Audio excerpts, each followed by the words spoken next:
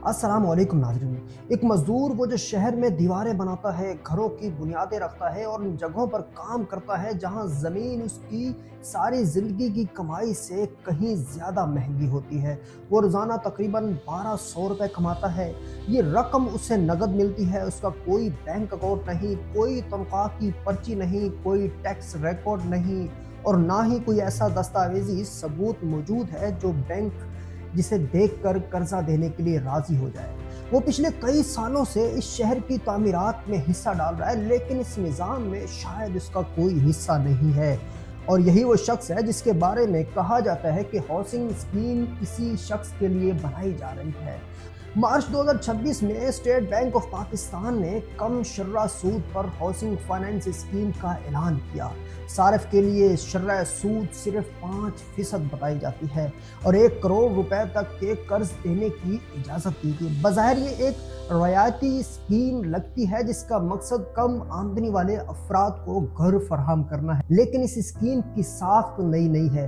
पिछले 15 सालों में ये तीसरी बार मुतारिफ करवाई गई है। रियासत ने इसी तरीके से हाउसिंग बहरान को बार बार हल करने की कोशिश की है, लेकिन हर बार पुराने तरीके आजमा कर पाकिस्तानियों को बार बार नुकसान पहुंचाया जाता है।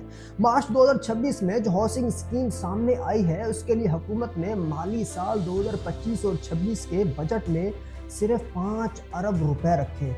अब आप सोच रहे होंगे कि एक वजीर आला पंजाब का जहाज सिर्फ 1200 करोड़ रुपए का यानी 12 अरब रुपए का है। 7 करोड़ लोग जो गुर्बत की लकीर से नीचे हैं उनके लिए सिर्फ 500 करोड़ रुपए का लॉलीपॉप। खैर, ये रकम घर बनाने के लिए नहीं रखी गई, बल्कि सिर्फ इसलिए कि बैंक की असल शर्रा सूद और सारिफ को दी जाने वाली 5% शर्रा सूद के दरमियान फ़र्क को हुकूमत खुद अपने पास से अदा करे, यानी बैंक वाले भैया को कोई नुकसान न हो जाए। लेकिन असल मसला इससे कहीं बड़ा है। पाकिस्तान में इस वक्त तकरीबन 1 करोड़ लोग घरों की कमी का शिकार है। 1 करोड़ लोग वो है जिनके पास मुस्तकिल रहने के लिए घर नहीं है और हर साल इसमें तकरीबन 3,50,000 घरों का इजाफा हो रहा है।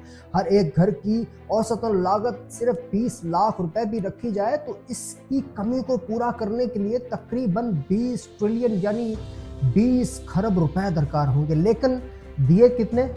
सिर्फ 500 करोड़ रुपए। असल ज़रूरत का सिर्फ 0.025% बनता है अगर इसे ज़रूरत के तहत देखा जाए। ये फ़र्क मामूली नहीं है। यही वो खला है जो बताता है कि ये स्कीम बहरान हल करने के लिए नहीं बल्कि एक महदूद मालियाती सहूलत फराहम करने के लिए बनाई गई है। और यही वो लॉलीपॉप होता है जो किसी भी सिटीज़न को घेरे में रखने के लिए काफ़ी है।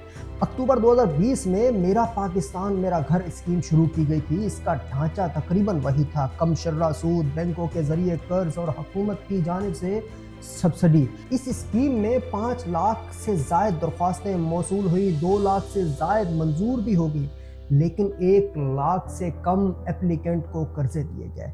30 जून 2022 को ये स्कीम अचानक ख़त्म कर दी गई। इसकी वजह ये थी कि IMF प्रोग्राम के तहत हुकूमत को सब्सिडी कम करना थी। हाउसिंग सब्सिडी की कटौती भी शामिल थी।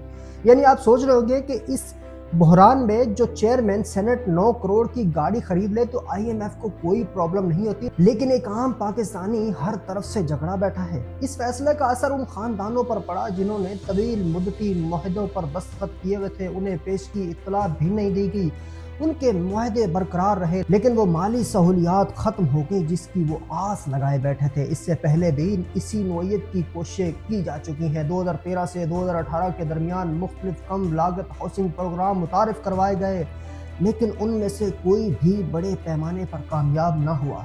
वजह एक ही रही है, स्कीमें लोगों को कर्ज देकर घर दिलवाना चाहती थी, लेकिन असल मसला ये था कि लोगों की आमदनी कम थी और उनके पास सस्ती ज़मीन भी नहीं थी। मौजूदा स्कीम भी पुराने सुकून पर खड़ी है। 1 करोड़ रुपए के कर्ज पर 20 साल के लिए 5% शर्रा सूद के साथ माहाना किस्त तकरीबन 66,000 रुपए बनती है। पाकिस्तान में कम से कम उजरत इससे तकरीबन आधी है। जाहिर है घर उसी के पास नहीं होगा जिसकी मजदूरी 1200 रुपए है। इसके अलावा कर्ज हासिल करने के लिए बैंक अकाउंट, आमदनी का सबूत और क्रेडिट हिस्ट्री भी लाजमी है। पाकिस्तान की अक्सरियत गैर रस्मी मईशत में काम करती है, उन तकाज़ों को पूरा नहीं करती। नतीजतन वो लोग जो इस स्कीम का हदफ बताए जाते हैं अमली तौर पर इससे बाहर ही होते हैं। ये ढांचा एक और मसला भी पैदा करता है। मालियाती इदारों को इस स्कीम में कम खतरा होता है। हुकूमत ने तो 5 अरब रुपए सब्सिडी फराहम पहले ही कर दी है, नुकसान का एक हिस्सा खुद भी बर्दाश्त कर लिया।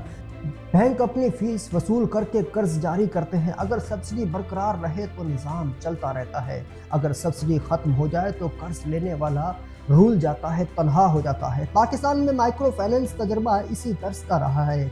छोटे कर्जों को गुर्बत के खात्मे का जरिया समझा गया, लेकिन कई सूरतों में इसने कर्ज लेने वाले पर माली दबाव डाला। हाउसिंग फाइनेंस में भी यही खतरा मौजूद है, लेकिन बड़े पैमाने पर यह कहना दुरुस्त नहीं होगा कि रियासत हाउसिंग के मसले से लाइल्म है। पाकिस्तान में हाउसिंग की कमी तकरीबन 1 करोड़ यूनिट्स है और हर साल तकरीबन इसमें इजाफा ही हो रहा है। लेकिन मौजूदा पॉलिसी का मरकज बराह रास्त तामीर नहीं बल्कि कर्ज की फरहमी है। नई भी 5% स्कीम उसी पुराने फ्रेम वर्क का तसलसल है। ये हाउसिंग बहरान को बराह रास्त हल नहीं करती, ये उस बहरान के अंदर एक मालियाती रास्ता पैदा करती है और इस रास्ते में दाखिल होने के लिए वो शराइत दरकार हैं जो एक आम मजदूर के पास मौजूद ही नहीं।